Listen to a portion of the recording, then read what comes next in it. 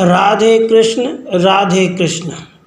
मुंडकोपनिषद तृतीय मुंडक। सहवासी सखा भाव वाले दो पक्षी एक वृक्ष के आश्रय में रहते हैं। उनमें से एक तो उस वृक्ष की कर्म फलों का स्वाद लेता है और दूसरा अनशन करता हुआ केवल देखता है। देह रूप वृक्ष पर निवास करने वाला आत्मा मोह में डूबा रहकर शोक संतप्त होता है, परंतु जब अन्य किसी साधन से परमात्मा की महिमा का ज्ञान प्राप्त करता है तब शोक से मुक्त हो जाता है।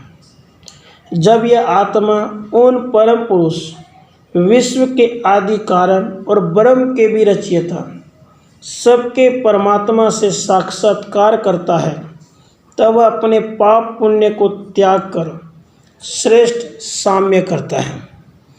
यह सब देहधारियों में प्रकाशित हो रहा है। जो इसे जानता है वह विद्वान अहंकार पूर्ण बातें नहीं करता। वह कर्म करने वाला और परमेश्वर के लीलाओं को समझकर उनमें आनंद लेने वाला होकर परम श्रेष्ठ ब्रह्म ज्ञानी हो जाता है।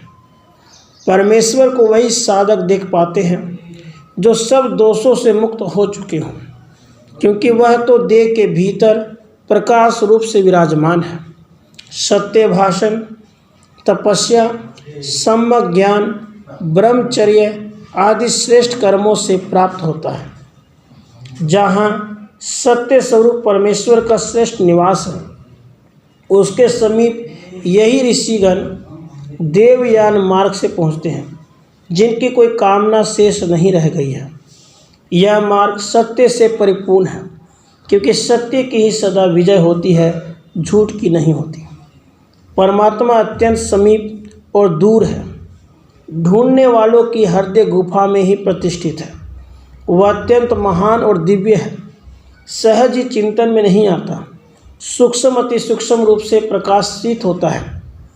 परमात्मा को सदा श्रेष्ठ अंतःकरण वाला ज्ञानी ही ज्ञान के प्रसाद से ध्यान के द्वारा देख सकता है। वह नेत्रों से, वाणी से, अन्य किसी भी इंद्रिय से ग्रहण नहीं है। तप आदि कर्मों से भी ग्रहण नहीं किया जा सकता।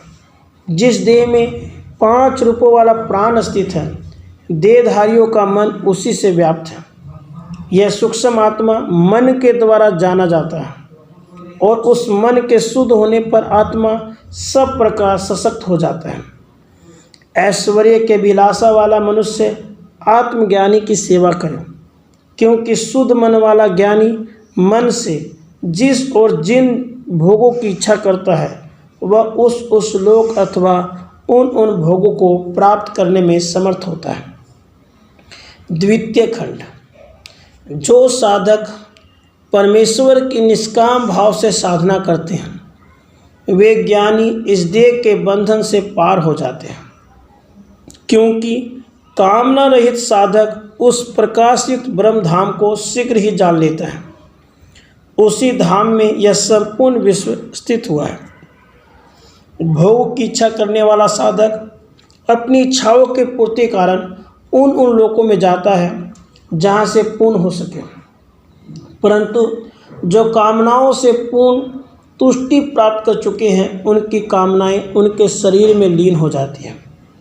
यह परमात्मा प्रवचन, बुद्धि अथवा श्रवण आदि द्वारा प्राप्त हो सकता है, क्योंकि वह उस शासक को अपना स्वरूप दिखा देता है।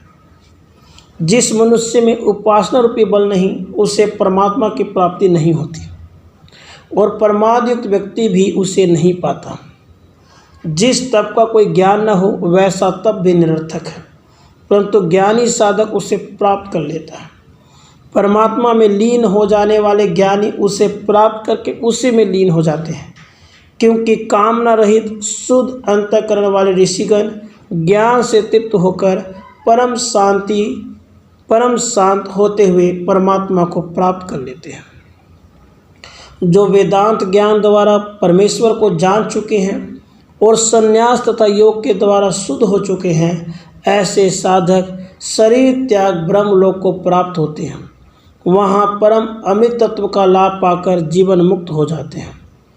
15 कलाएँ और देहगत सभी इंद्रियां अपने अपने हिमानी देवताओं से सुसंगति प्राप्त करते हैं। फिर कर्म और जीवात्मा अविनाशी ब्रह्म में लीन हो जाते हैं। प्रवाहमान नदियाँ जैसे अपने नाम रूप को मिटाकर समुद्र में मिल जाती हैं, वैसे ही ज्ञानी जन अपने नाम रूप को त्याग कर सर्वश्रेष्ठ दिव्य पुरुष में लीन हो जाते हैं। जो उस परमेश्वर को जान लेता है वह ब्रह्म रूप हो जाता है। उसके वंश में कोई कहीं ज्ञान से रहित नहीं होता। वही सही पापों से पार होकर हृदय ग्रंथियों से मुक्त होकर अमृत तत्व को प्राप्त हो जाता है। ब्रह्म विद्या उन्हीं को बतानी चाहिए जो वेद के जानने वाले, ब्रह्मनिष्ठ, श्रद्धावान, नियम पूर्वक यज्ञ करने वाले हैं, जिन्होंने विधि पूर्वक शिरोव्रत का पालन किया है और जो निष्काम कर्म द्वारा साधना करते हैं। यह बात ऋचाओं में कही गई है। इसी सत्य को प्रथम अंगिरा ऋषि ने बताया था। जिसने ब्रह्मचर्य का पालन नहीं किया वह इसे नहीं जान सकता। उन ब्रह्मज्ञानी महर्षियों को बारंबार नमस्कार है। मुंडकोपनिषद समाप्त। राधे कृष्णा, राधे कृष्णा।